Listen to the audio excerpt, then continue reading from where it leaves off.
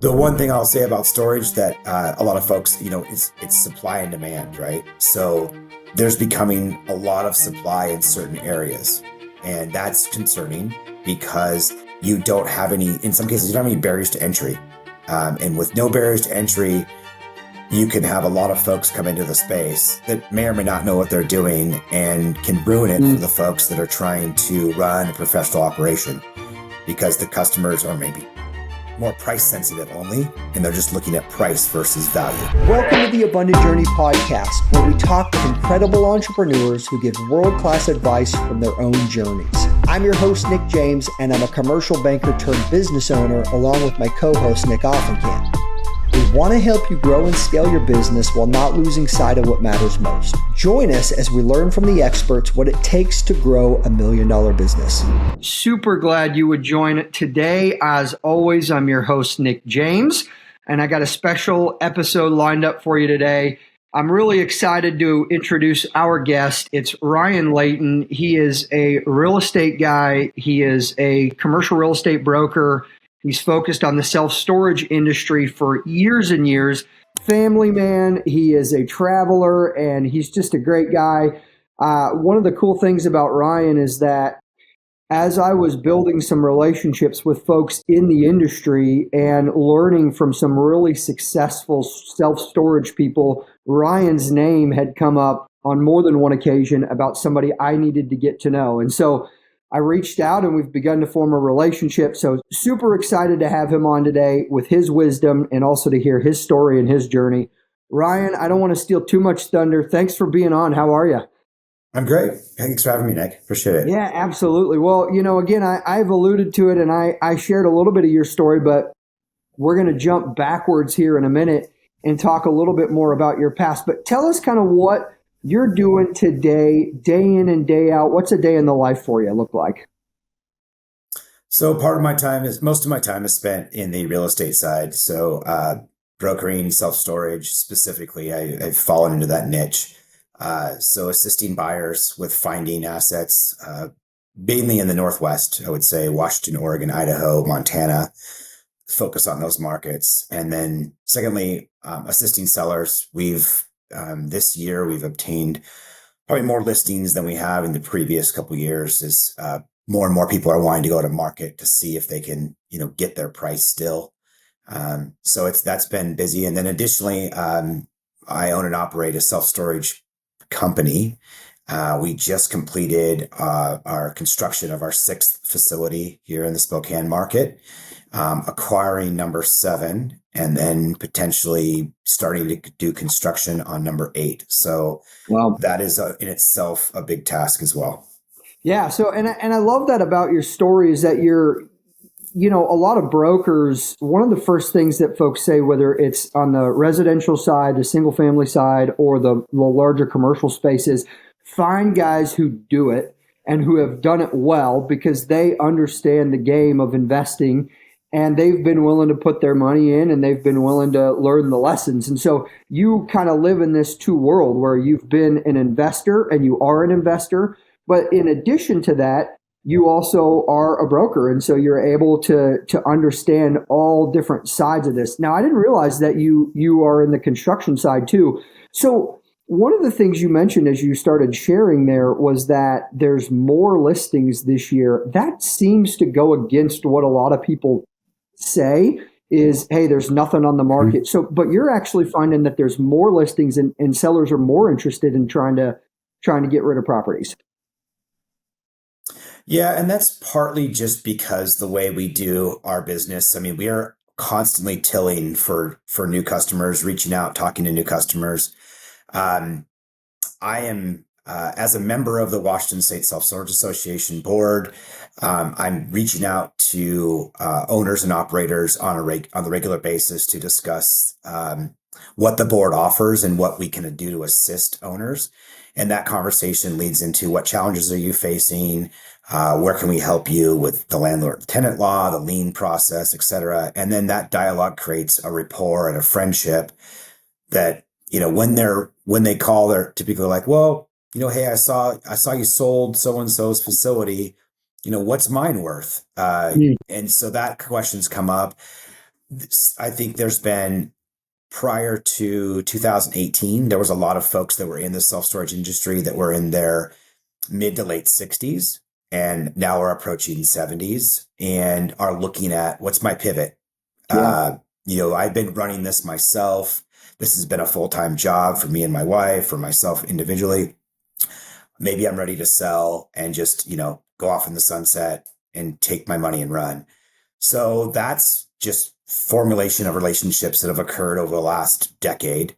Uh, and so it's just kind of all coming to fruition at one time, ironically. So I've helped four different sellers this year that were all on the brink of retirement, Wow. sell their facilities. In each case, they've all been seller financing. So they continue their cash flow, but they're getting a chunk of change at closing. That's awesome. No, I love that. And, I want to spend some time toward the end of the episode here, really diving into what you're seeing from sellers, buyers, and you've shared a little bit of it so far. But I want to go back here to your story because, again, you've been in this space over 15 years. How long have you been in the investor space?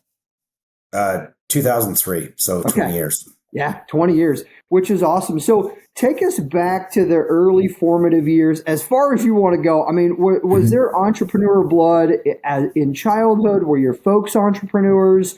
Were they investors? Or did that start later in life for you? No, I was raised in an entrepreneurial family. My family is both my mother and father divorced when I was young, but both with their separate ways, and both had to basically build their wealth through themselves. They've never done a 9 to 5 job. There was certainly struggles. There was certainly challenges. As a kid, you don't notice those as much. But always looking for ways to be creative. And my father traveled around the country doing housing developments with different construction companies, being the agent, in essence, the listing agent for the development. And then came back to Spokane, found his roots here. And in 2001, actually in 1996, did a manufactured home park, which I spent 2 summers pouring concrete, digging ditches, using the excavator, putting sprinkler systems in, painting. I mean, anything you can imagine, I learned it and did it, which was great. At the Sure. time, I didn't think it was so great. So that was kind of instilled in me at a younger age. And then, on my mother's side, her and her husband created a pneumatic air tool company from the ground up. I mean, literally from the creation of the concept all the way through the production of the product to the masses in the world. So, it's been in me for a long time. Yeah. Sure.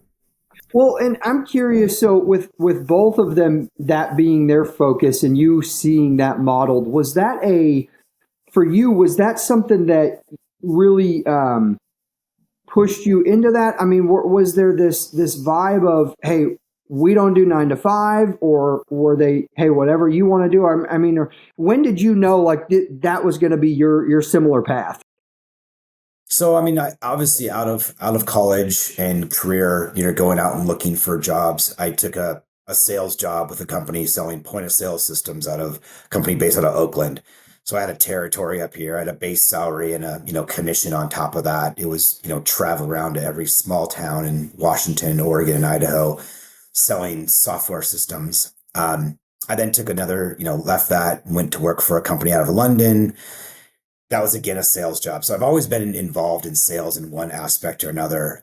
Never had that, clock in, clock out type of situation. So that's so foreign to me. But what I recognized was, the more effort you put in, the more relationship building you do. Sales is all about relationships. A lot of folks, it's kind of turn and burn. Let's get a deal done. And then, that's it. I'm never going to talk to you again. Mine's always been, let's create a rapport, talk. And I know it's not going to happen now. No pressure. It'll happen when it happens. And it's been a successful formula for me, at least. So that has then led into, in the .com era, let's just say I was living in Seattle. The company I was working out of London, they basically sold, and it was, it was either leave Seattle or, go find a new job. I thought that was a great opportunity to pivot. I've always had a hankering for real estate. It was kind of in my family. So my wife and I Yeah. and our one son moved over to Spokane. And I had a mentor that was in my life that had no real estate background, just kind of an entrepreneurial mentor. We met for coffee and chatted, and we were just kind of having a rapport. We worked in the same building, became friends. And one thing he left me with that I'll never forget, he's like, find a niche in what you do and excel at it. It'll set you apart from everybody else out there. There'll be people that'll do the same thing you do, but find a way to make yourself different. And so for real estate, there's all different paths, right? There's residential, Yep. there's commercial, there's leasing. But within those specific generalities, there's certain sectors. I mean, you can go sell, I just want to sell high-end homes. That's all I want to sell and be known as the high-end home sale. And you can just go sell office space. I chose a path in self-storage. Um, and partly I had some affinity to it from my father owning one. And then also some folks that I knew were coming out of that sector looking for land. And so they're like, hey, go find us land to build self-storage. So it became kind of this destiny for me to go do it. And it worked out very well. Haven't looked back, have you? No, no.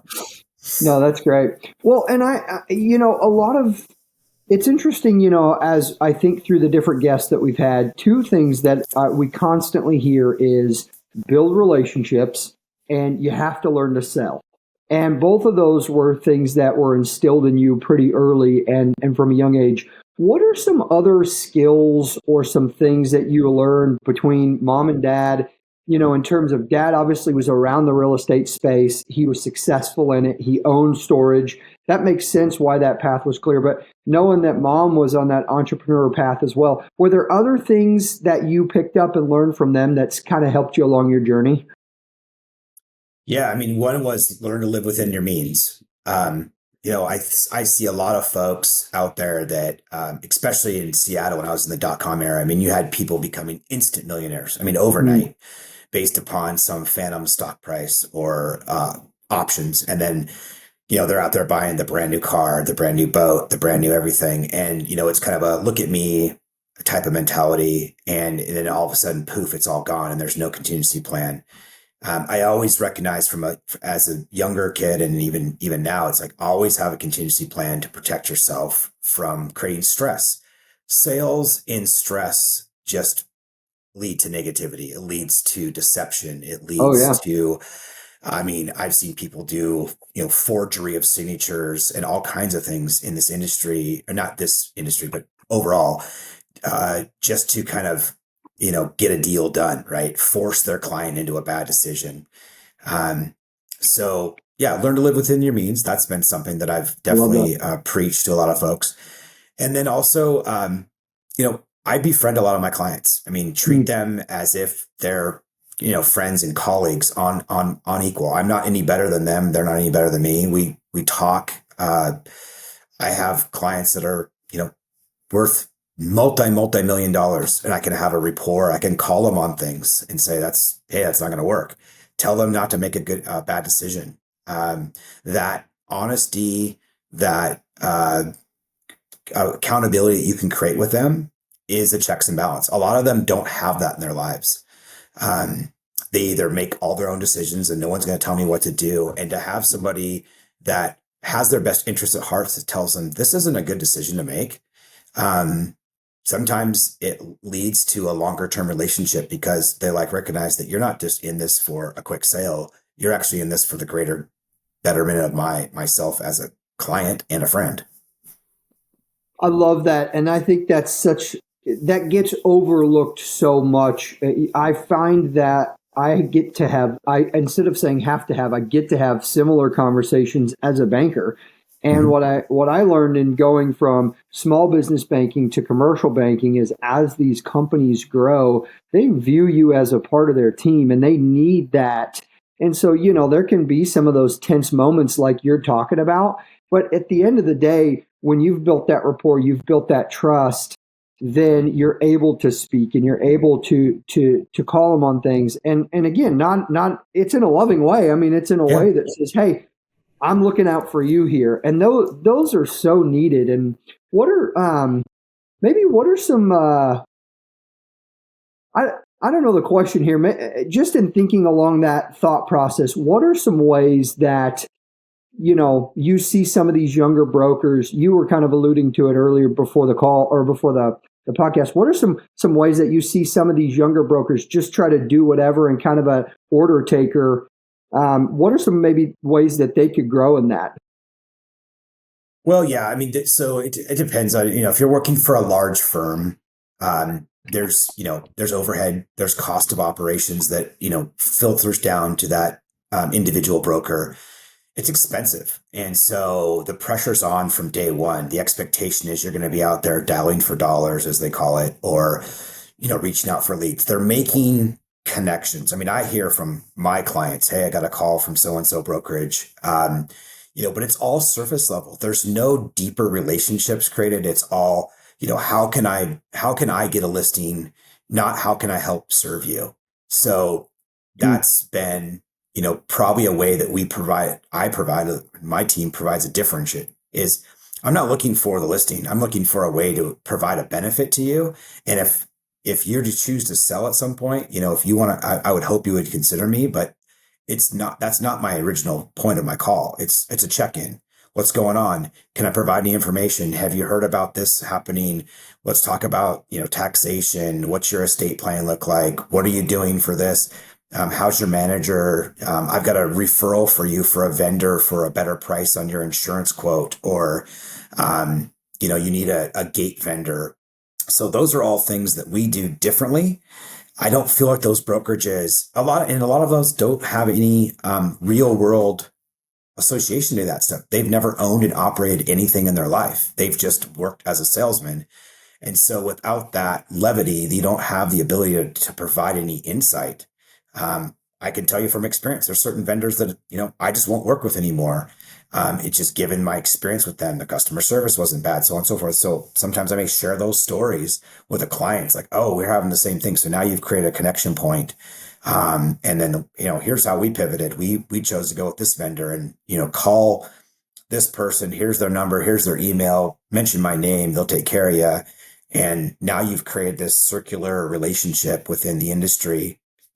Self-storage, at the end of the day, 70-80% of the owners are small operators. And Yeah. so it's not the big REITs that you're dealing with, because they're the behemoths, but the smaller operators, I mean, they're real people. They're like you or I. I mean, they do their things, and the storage business is part of their life.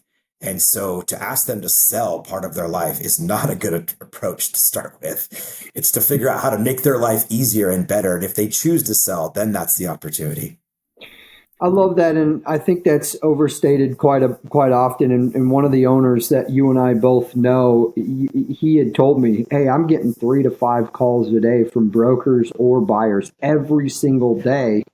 You want to sell, you want to sell, you want to sell." And I think you're right. Like, you have, when that is the norm, how can you differentiate yourself? How can you really set yourself apart, either to broker a deal or to potentially be the buyer?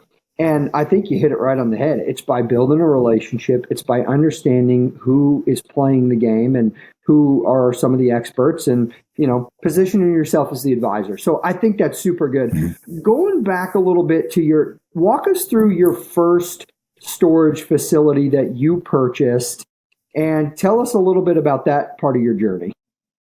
Okay. So 2004, there was a facility that was, let's just say, newer built, but not operating very well. Is out in the eastern part of Spokane, a town called Liberty Lake.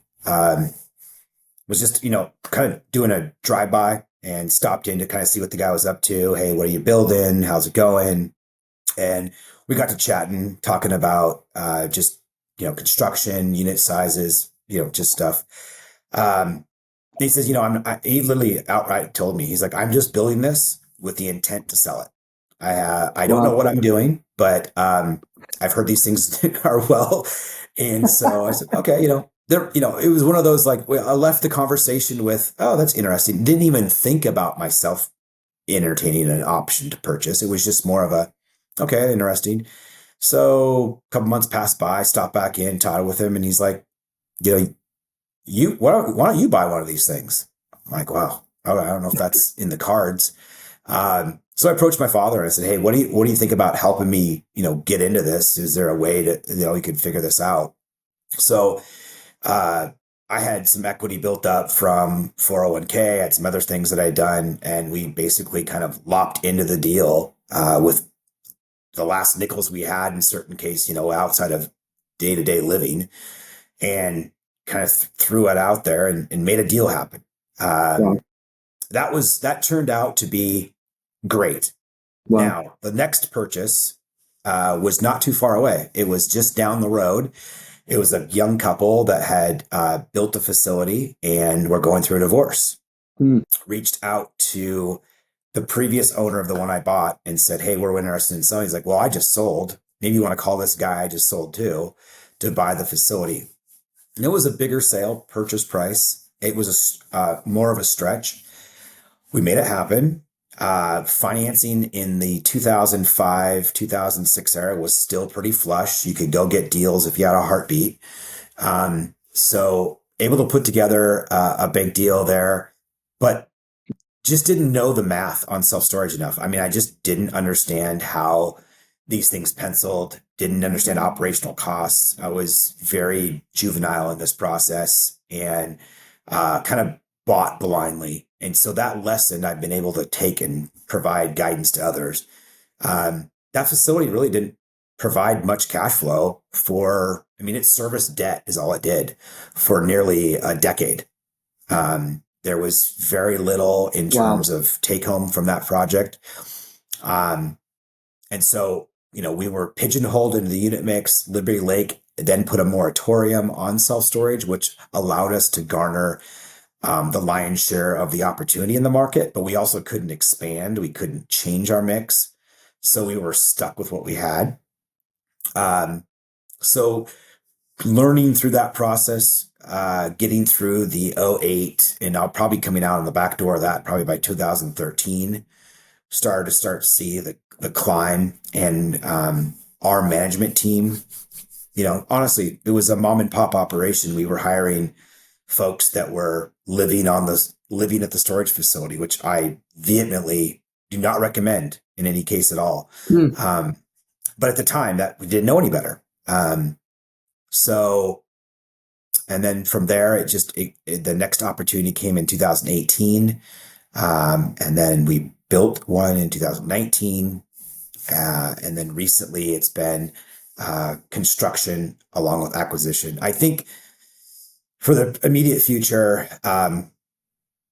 given the market conditions, I think coming down the pipe, I think acquisition may be more prominent than construction just because you can create instant cash flow and you've got something to work with. Yeah, no, thanks for sharing that, and thanks for sharing some of the lessons learned. I think, there seems to be this tension when you're jumping into investments where, one, you need to learn and you need to educate yourself on what you're doing because it can save you some of the headache. But there's also there's the crowd that says, hey, like you got to get off the sidelines and you got to get in the game. And half of these lessons, I think even you were just talking about learning, you wouldn't have learned had you not gone for it. And Mhm. had you have not jumped in, what are some other things? You've been around buyers and sellers for a long time. What are some other fears that you see from buyers that keep them on the sideline? Well, I think part of it is the, expectation for returns, right? And how to create those returns. So the biggest, multiple or number people look at is a cap rate, right? They get fixated on a cap rate. Well, a cap rate is a snapshot in time. It's right now. This is what this property produces. And so it's assuming you do nothing different than what the current operator's doing. Hmm. Well, if you're going to buy a property and assume you're going to do nothing different, then go buy a triple net lease for 40 years and sit on it. Right. That's the best investment for you. Sure. Now, if you're going to take that cap rate and you got to look, what can I do with this property? Where can I take it to? Can I raise rents? Can I expand it? Can I change the operational costs? Can I change the look and feel of the property so it attracts a better customer, et cetera, et cetera, et cetera, down the road? those are, and then you have to look what can you do with it, so those ideas of a pro forma are important. You just have to set expectations correctly. You can't take a property at a 5 cap and expect it to be a 9 cap in 1 year. I mean, that's just Yeah. crazy. But you can over time and see that in that realistic gain on occupancy, that realistic gain on income. So that's probably the biggest thing I tell people is I have people that sit around and, literally today come back to me from 19 or 20. And why didn't I buy that? I'm like, yeah, I couldn't convince you enough that was a good business decision to do. Yeah. And they're kicking themselves. So now do they force themselves to just go buy something to say they bought something? No, you got to still keep the same metrics, but getting off the sidelines, it's tough for a lot of folks because they'll kick tires on 20, 30 deals and 20 or 30 deals that they could have had opportunity to purchase, and none of them happen. And then they go and buy something that's not even in the same space. I mean, I've had people who have like, we've got to buy a self-storage, and they turn around and went, oh, we just bought an office building in downtown Albuquerque. Like, what? That wasn't even on the radar. And then they tell me all the bad things about it. And you're like, well, then why would all the good things that you were looking for, you just went against everything you said. So that's part of, that's the frustration part in real estate is, buyers told you what they want, but they do the opposite. So it's funny you say that too. I spent a little bit of time at an investment firm, and they stocks, bonds, all the retirement accounts. And interestingly enough, that was a very similar conversation. They had gotten burned in '08 and '09, and then for 10 years they had been on the sidelines, and they had missed some like 200% increase, and they would have made all their money back, but they had just been sitting on the sidelines, and inevitably they were going to jump back in right before it crashed again. So that's just happens. Yeah, Well, it does. It does. You've got to be able to stay a certain bit of liquidity. That's important. If you're not liquid to strike when the deals arise, then if you're trying to put a deal together and you just don't have the funds to do it and you miss an opportunity, it's going to be super frustrating. yeah. Yeah, absolutely. One of the things you talked a little bit about earlier was that you want to be sure that you have a contingency plan to protect yourself. Now, most folks say, hey, the contingency plan is the 9 to 5. It's the guaranteed salary. It's the steady income. But you've never operated from that perspective. So maybe putting you on the spot a little bit, what does a contingency plan look like for you? I mean, has it always been, I'm going to trust in my work ethic. I know that I'm going to do whatever it takes to get the job done? Or how do you really, maybe the question is, how do you approach risk? Because I would think a lot of folks either wanting to jump into the game, they're looking at that, maybe saying it's too risky. So how do you approach that? Well, I guess you have to gauge what your risk tolerance is. I mean, certain people out there just are, gamblers, right? They just are risk averse. They'll throw caution to the wind, and, sometimes you hit out of the park, and the next time you're just, fall flat on your face. And the ones that are the biggest risk takers also garner the biggest, they sell the books, they sell the stories, right? Because it's like no one else was willing to take the risk, and this person was. Now, they also don't talk about all the failures that occur with that. So you have to garner the two and realize that when you go into a deal that there are risks in every deal. It may not be something you can inherently see up front. It could be a natural disaster that causes risk. It could be a fire. It could be a hurricane. It could be a tornado. It could be something that's out of your control. Maybe the local employer that is giving you your rental basis goes out of business. And now you have no job basis for, whether it's you own an apartment complex or anything else. And all of a sudden the town just packs up and leaves. Look at Seattle, for example, downtown Seattle. No one saw that coming. Now, all of a sudden you have high-rise buildings that are sitting empty because, the community won't get behind the problem and fix it. So then all of a sudden you've got owners that are stuck with beautiful buildings that are empty. Yeah. Those are unforeseen risks that you can't see and you can't predict for. Some of the other things you can predict for, you try to create a plan in place, the what if scenarios. I try to build reserves into all of my plans now for clients. I'm like, they're like, why do we have to have this reserve account? I'm like, well, what happens if? Yeah. Um, and so if you kind of plan for some problem, it does help to offset it. Now, there are some cases where things never happen, and then great, you're just garnering more income from it. But if you're not planning for it, you're a fool. Yeah. No, I think you're absolutely right. And of course, coming from a banking background, we love to try to find ways to mitigate risk, but you just can't mitigate all kinds of risk. But I think, you know, you've talked mentors. You've also talked about educating yourself on the deal and actually what you're doing in the industry, having the right people around you you trust and build relationships with. Those are all, I think, part of the ingredients to making sure you're going to be successful. Not perfect, not flawless. You're still going to make mistakes, but Yeah. still moving forward. And I think those ring true no matter what industry you're in. Yeah. Well, let's shift a little bit here from your story. And, you've sprinkled in some of the more practical things on the brokerage side, but I'd love to pick your brain with for our listeners and folks who would be interested in getting into the game. Maybe some, you said your first deal, you weren't, storage wasn't on your radar for even buying. So as podcasts have gone out, as books have been written, clearly storage is becoming more of the darling of the real estate industry. What are some reasons as to why it's gained such popularity? Oh, yeah. So I think, COVID certainly helped. And what it did is it enlightened folks on what can happen in certain sectors. So you had office, right? Offices went empty. People were forced to pivot. They had to do Zoom calls. They could work from home. Companies provided their employees with options to a work environment. Now it's trying to come back, but will it ever be the same again? I doubt it. I think businesses to attract employees, and if that expectation's already been set, that you can work from home certain days a week and you don't have to come in the office, the need for office space has dwindled. Yeah, Retail has had to shift and change its wood because you either have the big players like the Amazons, the Walmarts, the Targets. They've been able to garner a lot of that retail business. So boutique retail is tough.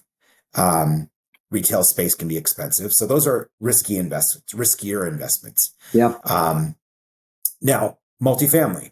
And in our state, Washington, I mean, there was a period of time when you couldn't collect rent from tenants that chose not to pay rent to you.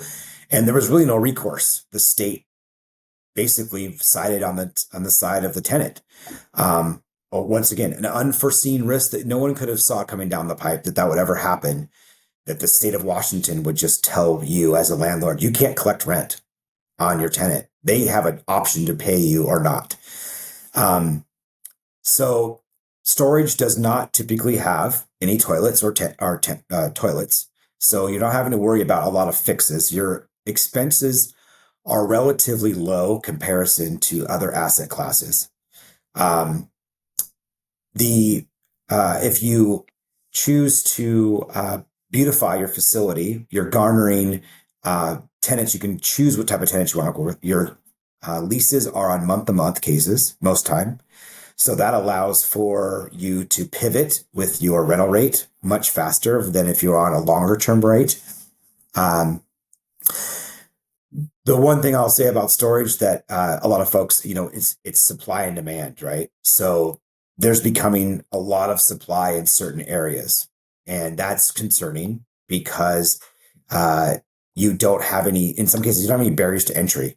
And with no barriers to entry, you can have a lot of folks come into the space that may or may not know what they're doing and can ruin it for the folks that are trying to run a professional operation because the customers are maybe more price sensitive only, and they're just looking at price versus value. sure. So I guess the question, probably the number one thing is people say, why self-storage? Yeah. Number one is you can raise rents and you can change your cash flow immediately within 1 month. Wow. Number two, Your eviction process is very smooth and seamless. Uh, Number three, acquisition cost per foot is lower than any other asset class. And you can obviously take that acquisition cost and increase its value by raising rents. And number four, it's low cost of operations. Yeah. You can run a storage facility in some cases, one individual. In some cases, you can have no individuals. It's just be, completely unmanned. So those four factors are probably the biggest reasons self-storage is attractive. I don't physically have to live there or be there every day to make it work. And it's still a success. Now, it is a business. That's the one thing I tell people. It is a business. It's an active business. It's not a passive investment like a triple net lease where you just checks roll in, you do nothing. You do have to stay on top of it, because if you don't, it can be a runaway freight train into the bad side. Yeah. No, I think that's so good, and all of those are things that I've heard similar, in why it's becoming. Well, it was the best kept secret, but definitely getting on more and more people's radar. Maybe flipping the question on the other side, when you have all of these new potential buyers who are inexperienced and they're reaching out and saying, "Hey, this is what I want to do." What are some misconceptions about the industry that you hear? You just mentioned the business piece, right? Like a lot of folks think it's just some really passive thing where you just get to sit back. That's not the case. What are some other misconceptions you hear? So I would say in this industry, probably number one is business. Number two is that you have to stay on top of your security. With break-ins and theft. If you get a notoriety of your storage facility is break-in prone, it will devastate your business. I mean, people now do Google reviews, they take pictures on Facebook. I've actually listed some of those type of facilities, and it's like, how do you overcome? Because a buyer is going to do some recon on the storage facility. The first thing they look up is the Google review, and they've got 9 1 stars because of break-ins or flooding or whatever it may be. I mean, that's hard to overcome. Yeah. And that's partly just because they were either cutting corners and didn't want to spend the money on the security piece, or just mismanaged in operations. Also, checks and balances on who you're renting to. I mean, a lot of folks don't do that. And now, again, if you're an unmanned facility and you're allowing folks to rent online, it's hard to do much of a background and see the person. So that's the bad side of that. Yeah. The good side, it's easy. They come in real quick, but the bad side is you don't know who you're renting to. Yeah.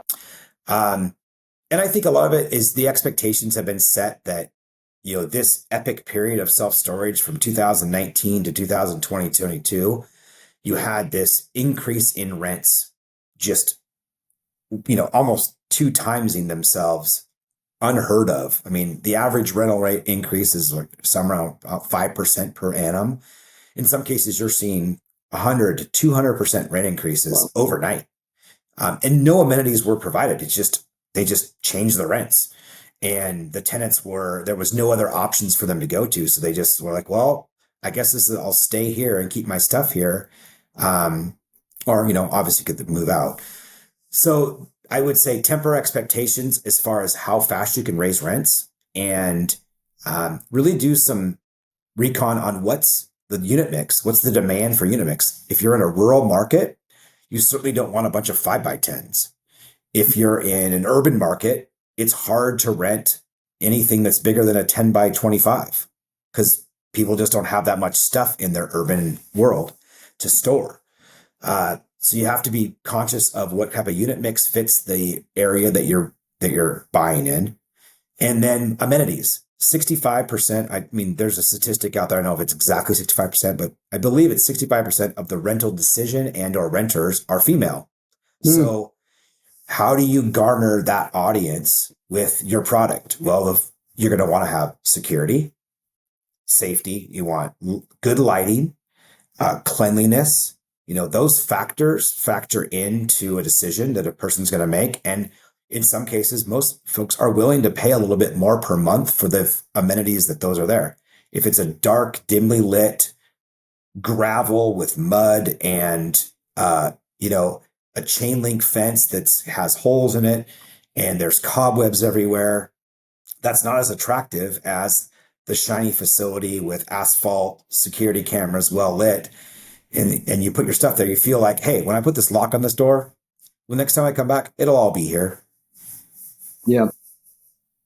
That's so good, and I think that a lot of folks, need to hear that.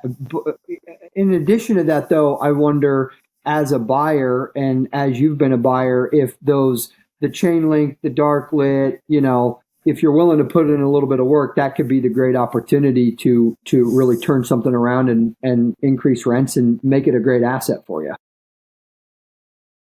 100%. And I have, the term value add or whatever you want to call it. I mean, sometimes they're just the ugly dog. But yeah, I mean, I try to talk to people, and I'm very upfront with buyers. They'll ask me about an asset, and I say, hey, this is a roll your sleeves deal. You want to get in here, you want to spend some weekends power washing doors, clean up the facility, get the weed whacker out, and get after it. You're going to make some instant sweat equity here in the project, and you're also going to make the customers that are already renting at the facility happy because it's going to look much better. Yeah. Those are ones where you can come in and garner some instant equity overnight. In some cases, I call the pretty facility that's has every bell and whistle. It looks great. It's dialed in.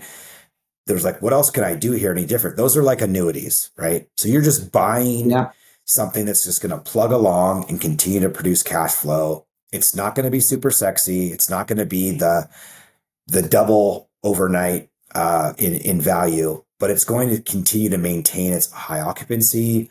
It's a steady eddy. So those are two different buyers, right? You've got one buyer who's like, I love the dog. I want to turn it into the greatest shiny project on the thing. And then you got the other ones like, I always want to buy the prettiest thing out here and just let it do its thing. Sure. No, I think that's good. And trying to figure out what kind of buyer you want to be is huge.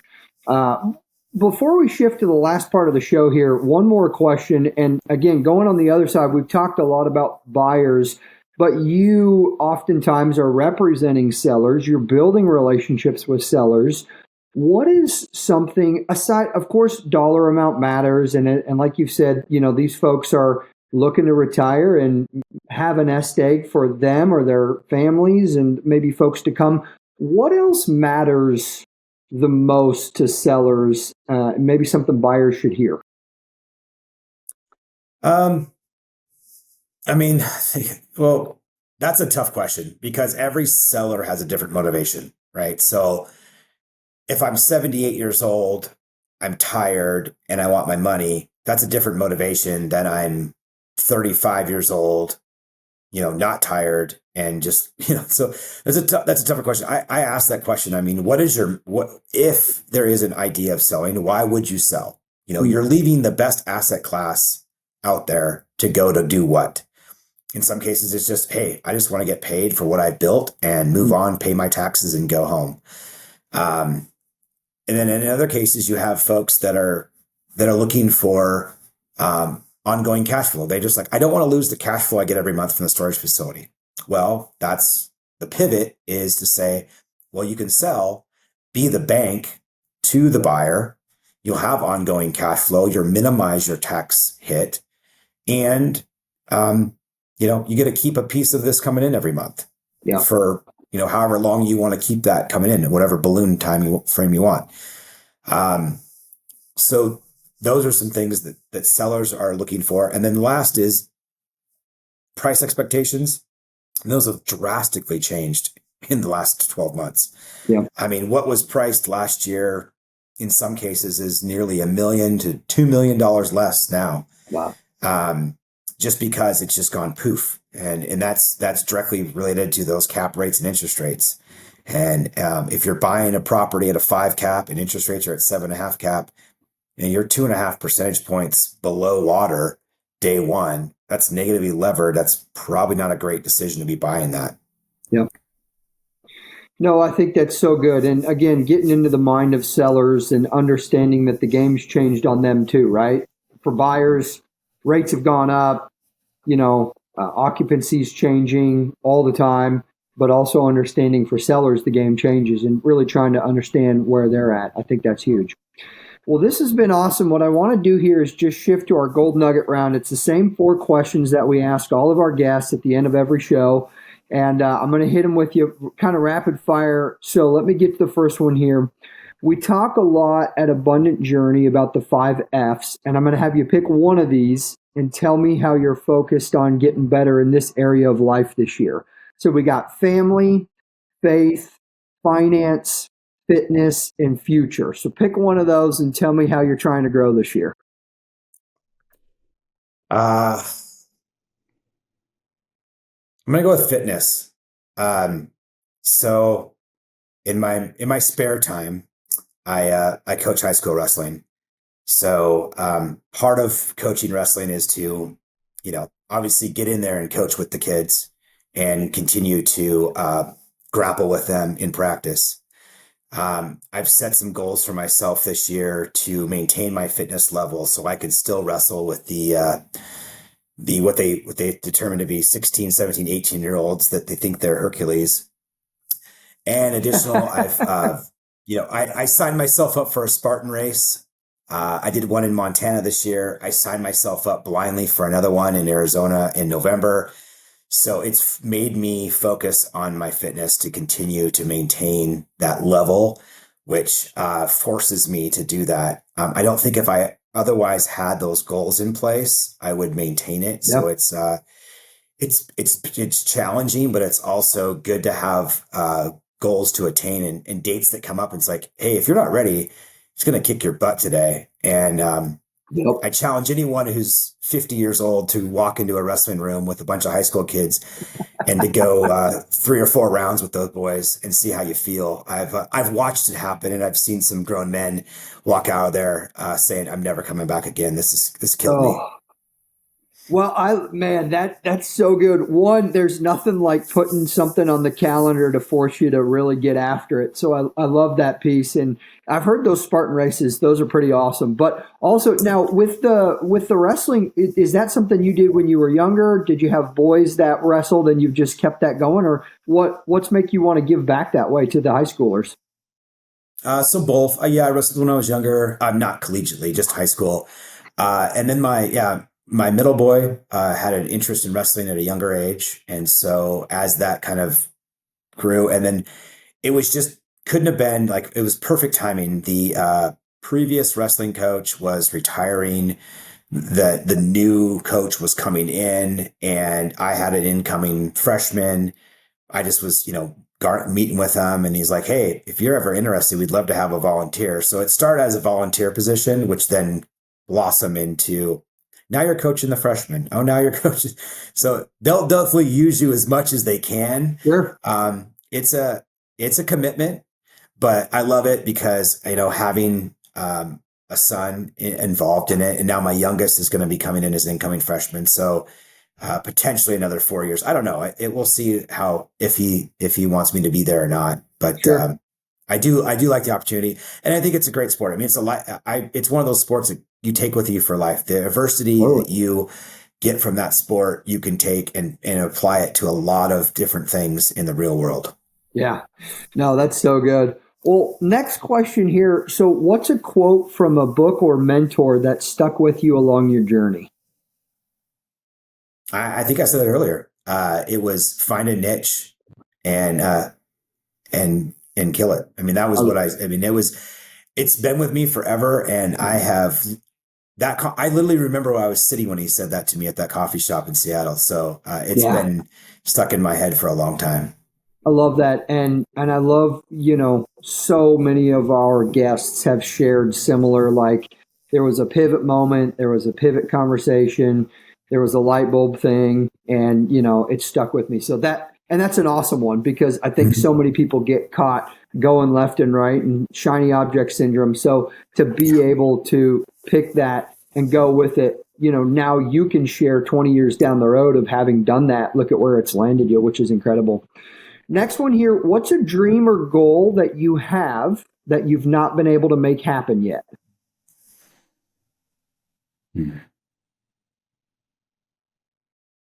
I haven't owned a lake place yet.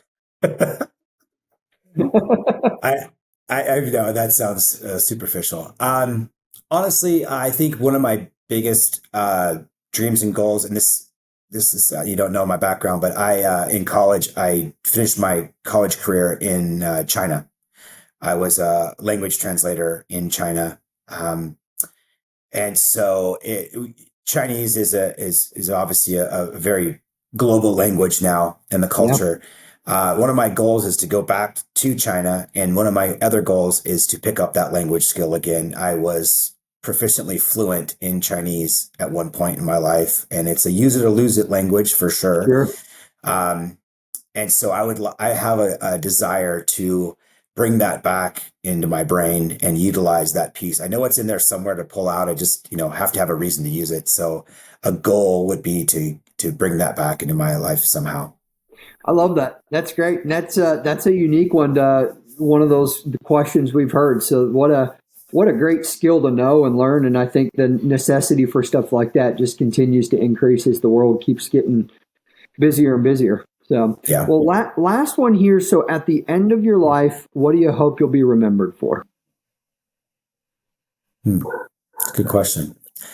Um, I hope that people will look at and say this individual was willing to give back and provide uh, guidance to the individuals that he worked with that were friends and family, and somebody who was always looking out to with others. I felt like I've tried to live my life like that in a give back stance. I've been afforded opportunities that some other folks were never given. And I felt like those allowed me to return the favor. Um, I know that I have a lot of good friends that I've created through business relationships that I otherwise wouldn't have. But, I continually try to give back.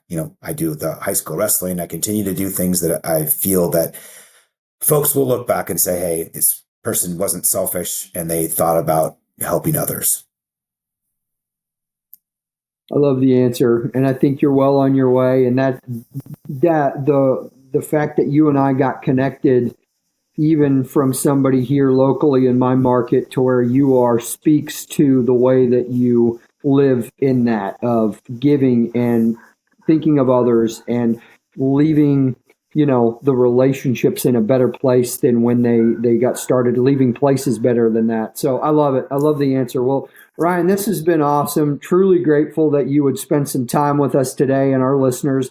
And in speaking of that, what is the best way if folks are interested in your business or interested in maybe looking at being a buyer? What are some ways folks can get a hold of you? Now, the easiest is our website, areanw.com. That has all the active listings that we have for self-storage. It has my contact information. You can reach out through basically clicking the link to an email or my phone number on there. But yeah, areanw.com. That's me.